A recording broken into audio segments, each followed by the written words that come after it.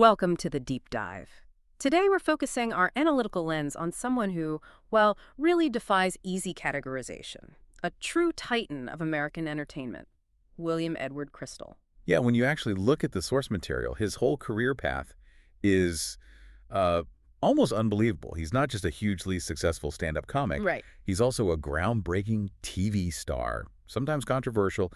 He's the leading man who kind of defined the modern rom-com. Absolutely. A 9-time Academy Awards host who basically reinvented that job. Yeah. A Tony Award-winning Broadway writer and performer, and somehow also a part owner of a Major League Baseball team. It's wild. It really is an absurdly successful resume, isn't it? Spanning, what, every major medium for over 5 decades now? Exactly. And our sources today, they give us this really comprehensive map of this varied life. We can trace his path from his incredibly rich New York roots. You mean rhythmically rich? Literally surrounded by jazz legends. Yes, precisely. All the way through to his recent, critically acclaimed work on Broadway and his deep personal passions like baseball. Okay, so our mission today, then, is to unpack the defining phases of Crystal's career.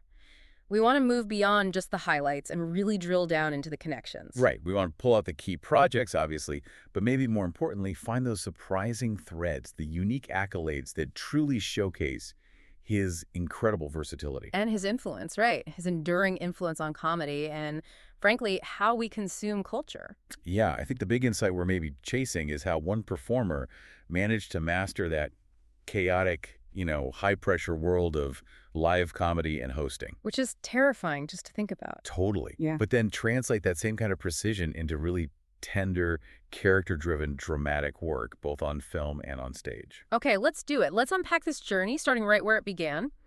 The foundations of his humor and those extraordinary New York roots. So Billy Crystal was born in Manhattan, 1948. But he spent his earliest years up in the Bronx before the family moved out to Long Beach, New York on Long Island. And this wasn't just like a standard suburban upbringing. Not at all. It was steeped in rhythm, timing, and professional performance right from the start. His family environment was just packed with artistic influence. His father, Jack Crystal, he owned the Commodore Music Store in New York. That's right. And he wasn't just a store owner. He was a well-known jazz promoter, a producer, an executive for the label Commodore Records. And Commodore Records itself was founded by Billy's uncle, Milt Gabler. Yeah, Milt Gabler. I mean, this guy was a giant in 20th century music. He was running the label, producing, signing artists. And crucially, he was kind of an early bridge between the jazz and pop worlds. This family was right at the center of American music. So for young Billy, jazz wasn't just background music. It was literally the soundtrack of their daily lives. Exactly. The sources mention that legendary jazz artists like Meduyo, the Real Innovators, Billie Holiday, Pee Wee Russell, Eddie Condon, they were regular guests in the Crystal home. Wow. Not just stopping by, but hanging out with the kids. Apparently so. And Billy and his older brothers, Joel and Richard, they would entertain the family, and often these famous guests, by doing comedy routines. Not just telling jokes, though. No, they were actually reprising material they learned off records their dad brought home. Specifically, routines by really technical, observational guys like Bob Newhart and the sketchmaster, Sid Caesar. Okay, that's a crucial detail. Huh. It wasn't just about being funny. It was about performance, mimicry, timing, understanding the rhythm of a joke, almost like a jazz solo. You can see the connection right there. Jazz timing, comedic timing. It's rooted right there in his Long Island childhood. But then tragedy strikes this creative world. Yeah, it really did. The sources say that in 1963, his father, Jack, lost the Commodore Music Store business. It was kind of a double whammy. Dixieland jazz was declining in popularity, and these big discount record stores were popping up that he just couldn't compete with. And then the personal loss followed so quickly. Incredibly quickly. Later that same year, 1963, Jack Crystal died of a heart attack. He was only 54. Billy was just 15. That's just foundational. A moment that clearly shapes everything that follows emotionally. Absolutely. And that loss, that sense of a world just changing overnight, became the central emotional core he explored decades later on Broadway in 700 Sundays. Those 700 Sundays he had with his dad, it speaks volumes. It really does. Okay, moving on to his education. Here's where we hit one of the most, surprising twists in his story. After high school in '65, he goes to Marshall University in West Virginia on a baseball scholarship. Yep. Sounds like the setup for a classic sports movie, right? Totally. But then the twist. Yeah. Pure Crystal irony kicks in. He never actually played baseball for Marshall Why not? because the entire program was suspended during his first year there. He goes all the way to West Virginia for this dream, and poof, it's gone. Wow. The universe just kind of nudged him back towards performance, didn't it? Seems like it. He decided not to go back for his sophomore year. Stayed in New York, partly to be closer to his future wife, Janice Goldfinger. That relationship really grounded his choices early on. So he pivots. Hard. Big pivot. Starts studying acting at HB Studio, then goes to Nassau Community College, and finally transfers to NYU, New York University. And there, he focuses on film and television directing. He gets his Bachelor of Fine Arts from NYU in 1970, and here's that incredible networking nugget. His instructor in the program. Yeah, get this, was Martin Scorsese. Martin Scorsese. Can you even imagine getting notes on your student film from Marty Scorsese? It's mind-blowing. And not only that, the sources confirm his classmates in that same program included Oliver Stone Wow. and Christopher Guest. That's just an insane graduating class. 3 future major filmmakers and a comedy superstar who'd all shaped movies and TV for decades. The creative energy in that NYU program must have been off the charts. Yes, I think so. So after graduation, Crystal spends these crucial 4 years kind of grinding it out, right? In comedy improv. Yeah, with 2 friends. They were performing at colleges, coffee houses, and during the day, he was working as a substitute teacher back on Long Island just to pay the bills. That's the part people forget, the hustle phase. Exactly. But it paid off. He eventually went solo, really committed to the stand-up circuit, playing the famous clubs like the Improv, Catch a Rising Star. And his visibility really starts to pop around 76. Yeah, big time. He makes his debut on The Tonight Show starring Johnny Carson, which was huge then. Gets a guest spot on All in the Family. And then later that same year comes this really pivotal moment that kind of cements his skills for the industry.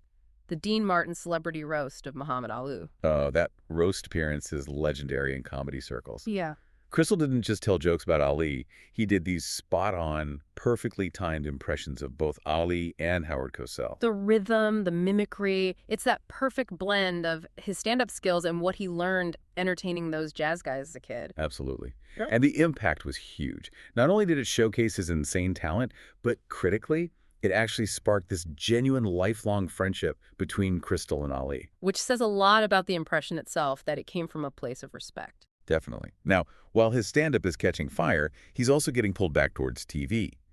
Interestingly, the sources say he was actually scheduled to be on the very first episode of NBC's Saturday Night. The show that became SNL. Exactly, back in '75. But his sketch got cut at the last minute. He did perform later that first season, but his real defining TV breakthrough came a couple years later with a very different kind of show.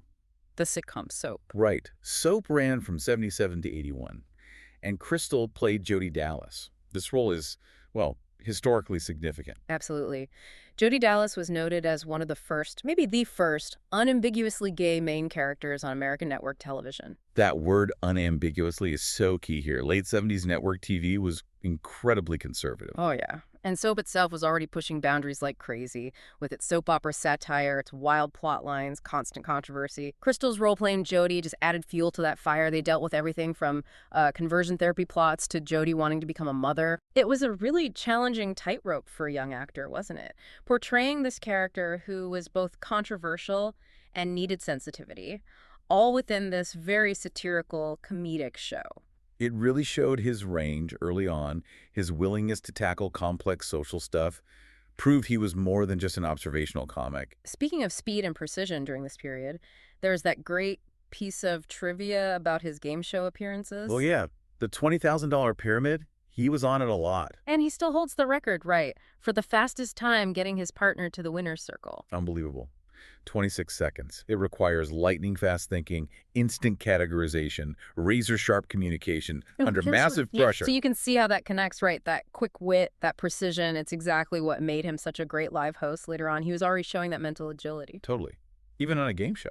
Okay, so after hosting Saturday Night Live twice and getting great reviews... Yeah, he finally joins the regular cast for that pivotal 1984-85 season. This was a really critical moment for SNL. The show had been struggling a bit, right? It really had. It felt kind of stale. Then producer Dick Ebersol brought in this powerhouse new cast. Crystal, Martin Short, Christopher Guest again. His old NYU classmate. Right. This cast completely revitalized the show, steered it back towards character-driven comedy. And that season gave us Well, a genuine cultural phenomenon. Crystal's recurring character, Fernando Lamas. Fernando, the smarmy, uh, slightly clueless talk show host, Hmm. instantly iconic. And the catchphrase. You look mahvelous. It wasn't just popular, it became this massive mid-'80s thing. It jumped right off the TV screen. Diet Pepsi even licensed the character for ads. That's rare, even for SNL. That one phrase really cemented him as a household name. He was already known, but this was different. Huge momentum. Oh. So Crystal smartly capitalizes on it, releases a comedy album in 1985 called Mahvelous. Which wasn't just a cash-in either. No, it had the title single You Look Marvelous, which he co-wrote with Paul Schaffer. That song actually crossed over onto the Billboard Hot 100 chart. Okay. Peaked at number 58. That's incredible for a comedy song in the 80s. It really is. And the album itself got nominated for a Grammy for Best Comedy Recording. It just proved he was this multi-platform sensation, totally ready for the next big step, becoming a movie star. Before he fully becomes that romantic leading man, though, he had a few earlier film roles worth mentioning. Yeah, his very first was in Joan Rivers' movie, Rabbit Test, back in '78. About the world's first pregnant man. Wow. Still pushing boundaries. Exactly. Echoes of Soap. But the early film appearance that people really remember and the kind of foreshadows his future collaborations is that brief scene in Rob Reiner's This Is Spinal Tap. 1984. Morty the Mime. Morty the Mime, the hilariously out-of-place mime waiter at that awkward Spinal Tap party. It's such a great, surreal little scene. And here's the fun detail. Sharing that scene with him is a very young, totally unknown, non-speaking Dana Carvey. Who'd be the next generation of SNL stars? And Crystal gets the killer line everyone quotes. Mime is money. Delivered perfectly. Shows he could steal a scene with almost nothing. Okay, so after proving he can handle sketch comedy, command a live room, steal a scene, the late 80s arrive, and he steps up as a major film star, thanks mainly to that amazing collaboration with Rob Reiner. Yeah, that partnership basically launched him into the movie stratosphere. It started with Running Scared in '86, that buddy cop action comedy with Gregory Hines. And the critics immediately picked up on their chemistry. Right. Roger Ebert especially loved them together. He basically said the plot didn't even matter because Crystal and Hines had such great banter, such an easy, believable connection. It proved Billy could generate that warmth with a co-star. Then comes 87, The Princess Bride, Miracle Max. An absolutely iconic supporting role. And it's the perfect example of his improv genius meeting film structure. Reiner pitched it to him by saying, How would you like to play Mel Brooks? That instantly gave Crystal the voice, the mannerisms, everything. And crucially, Reiner let him and Carol Kane, who played Valerie, Let them ad-lib, which is pretty rare. That freedom, rooted in his stand-up, his jazz timing, it gave us some of the movie's most quoted lines, like, have fun storming the castle. Ebert loved that sequence too. He pointed out you couldn't even recognize Crystal and Kane under the makeup, but their scene was one of the funniest in the whole film. Showed his ability to completely transform. But the real peak, the genre-defining moment of that partnership, has to be 1989's When Harry Met Sally. Opposite Meg Ryan, Nora Ephron's legendary script. Just an instant, enduring classic. Widely considered his greatest film role. He plays Harry cynical, guarded, uses humor as a defense mechanism. The Hollywood Reporter praised his lustrous, deeply shaded performance. They saw his comedy hitting its deepest human dimension. He wasn't just funny, he felt real. And that performance got him his first Golden Globe nomination for Best Actor in a Musical or Comedy. Right. He didn't win, but the film's legacy is just immense. I mean, the BBC named it the greatest romantic comedy of all time in 2019. It really defined how a generation thought about men and vulnerability in relationships. And the success just keeps rolling into the 90s. 1991, City Slickers. Huge hit. He plays Mitch Robbins, the unsatisfied city guy who goes on a cattle drive. Big commercial success. Gets him his second Golden Globe nomination. And Entertainment Weekly had an interesting take on why it worked so well. Yeah, they said City Slickers was maybe the first movie that really captured his specific persona perfectly. That comfy, urban schlemiel personality, they called it. It grounded the jokes, made the whole concept feel relatable, playing the everyman dealing with midlife angst. But he wasn't content just acting in other people's films. He wanted more control. Exactly. Steps behind the camera, starts writing. He wrote, directed, and starred in Mr. Saturday Night in '92 and Forget Paris in '95. Mr. Saturday Night was ambitious, playing Buddy Young Jr., this abrasive, aging comedian looking back with regret. Required serious aging makeup, pushed him into a much more dramatic, challenging role. And that performance, showing that darker side of comedy, got him his third Golden Globe nomination. proved his depth beyond the rom-coms. It felt like a deliberate move to bridge his comedy persona with serious drama. And he kept having big commercial hits with other stars, too. Father's Day with Robin Williams in '97. Then that great pairing with Robert De Niro in Obergefell, Analyze This in '99. Which led to the sequel, Analyze That. Showed he could bounce off totally different acting styles. Williams' mania, De Niro's deadpan. Yeah, very versatile.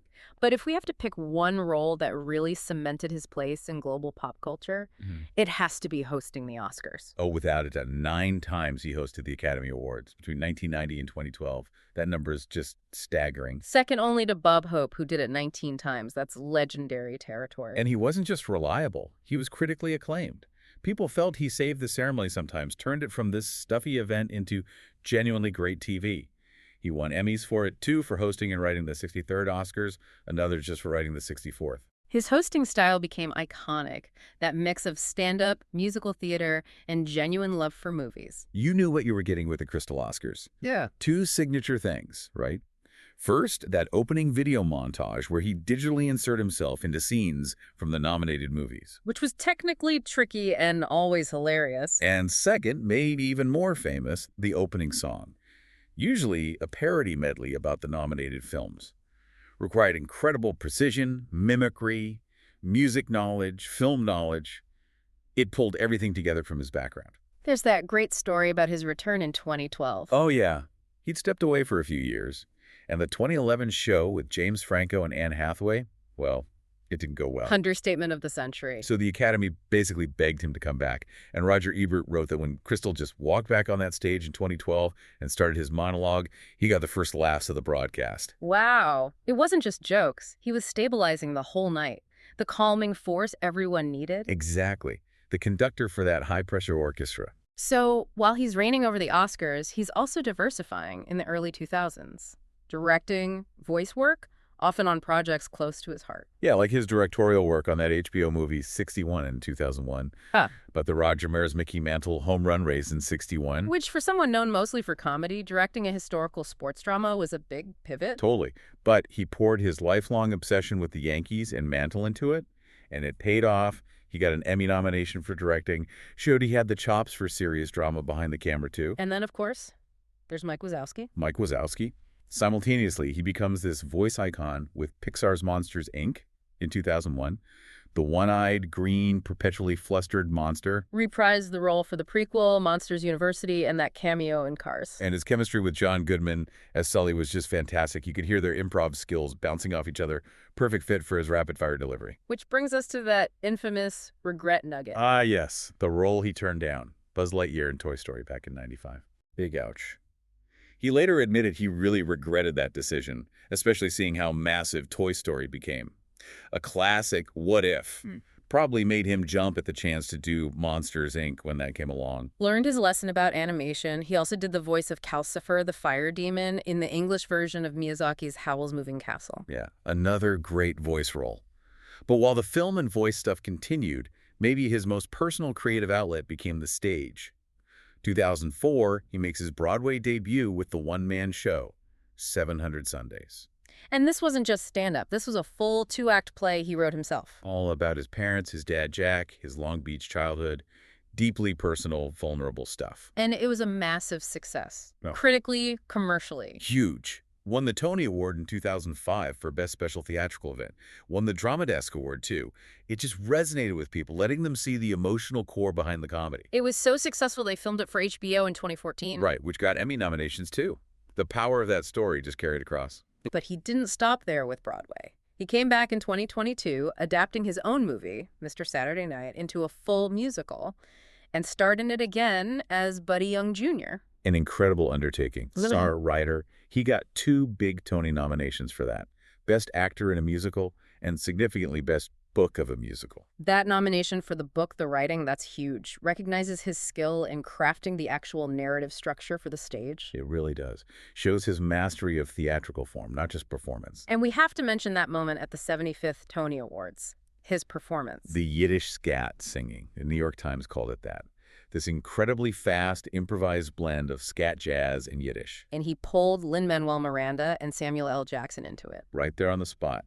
praised for its precision, delivery, command of the room. It felt like the perfect fusion of his jazz roots, his improv chops, and his Broadway success. So given this incredible range of achievements, it's no surprise he's received a ton of honors over the years. Way beyond the Emmys and the Tony.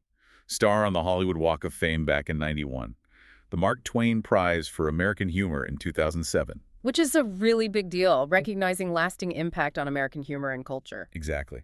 More recently, the Critics' Choice Lifetime Achievement Award in 2022. And then, the big one, the Kennedy Center Honors in 2023. The highest honor for performing arts in the U.S., and the tributes there were amazing. Rob Reiner, Meg Ryan, De Niro, Jay Leno. And Lin-Manuel Miranda and Mark Shaman did a medley of his Oscar songs. A perfect tribute. Now, beyond the stage and screen, let's touch on his personal life, philanthropy, and sports. The most remarkable thing might be his marriage. Absolutely. Married his high school sweetheart, Janice Goldfinger, back in 1970. Over 5 decades together. That's incredibly rare, especially in Hollywood. He often credits his parents, Jack and Helen, for setting that example of a loving partnership. They have 2 daughters, Jennifer and Lindsay, both in the business, and their grandparents. A real bedrock of stability, which makes the recent news even sadder. The sources confirmed their longtime home in Pacific Palisades was destroyed in that fire in January 2025. After 46 years there, just devastating. Truly awful. Shifting gears slightly, philanthropy, comic relief. Right. Starting in '86, he co-hosted those HBO telethons with Robin Williams and Whoopi Goldberg, raising huge amounts for homeless initiatives. That trio was iconic. Peak stand-up brilliance meets celebrity activism. And that brings us to his friendship with Robin Williams. Such a deep, important friendship. When Williams died in 2014, Crystal gave that incredibly moving tribute at the Emmys. So raw, so personal on live TV. He said later it was one of the hardest things he ever had to do, where you wouldn't get through it. He called Robin the brightest star in the comedy galaxy, just perfectly captured him. And his ability to find the right words in grief was tested again with Muhammad Ali. That friendship started with the roast impression. And ended with Crystal giving a eulogy at Ali's funeral in 2016. Where he delivered that amazing line comparing Ali to Mozart, Picasso, Shakespeare, contextualizing him as this once-in-a-millennium cultural force. Just beautiful. He really has a gift for capturing the essence of people. Finally, we have to talk about the baseball obsession, specifically the New York Yankees. Oh yeah, it defines him outside of show business. His boyhood hero was Mickey Mantle. So much so that when Mantle died in '95, Crystal co-wrote the eulogy with Bob Costas. That's serious dedication. But the peak fanaticism has to be the one-day contract. March 12, 2008, right before his 60th birthday, he signs a minor league deal with the Yankees. Wears number 60. And actually plays. Leads off as DH in a spring training game against the Pirates. Can you imagine the pressure? Billy Crystal, almost 60, facing a pro pitcher. The outcome was pure comedy gold, though. He fouled off 1 pitch, but ultimately struck out on 6 pitches against Paul Mahone. Then, as planned, released on his 60th birthday, lived the dream for a day. Now, the really jaw-dropping anecdote from his memoir, Still Foolin' Em, involving Joe DiMaggio. This story is nuts. After Mantle's monument ceremony in '95, DiMaggio was apparently furious because Crystal hadn't introduced him as the greatest living player. So DiMaggio Marched up and punched Billy Crystal in the stomach. punched by Joltin' Joe. It's the perfect collision of Hollywood and legendary sensitive sports egos. Only Billy Crystal could have that happen and tell the tale. It's amazing. And we have to end this section with the ultimate irony, the ultimate conflict of interest. Lifelong Yankees nut. But he's a part owner of the Arizona Diamondbacks. And in 2001, the Diamondbacks beat his beloved Yankees in the World Series. He got a World Series ring for beating his own team. That must be the most bittersweet championship ring ever made.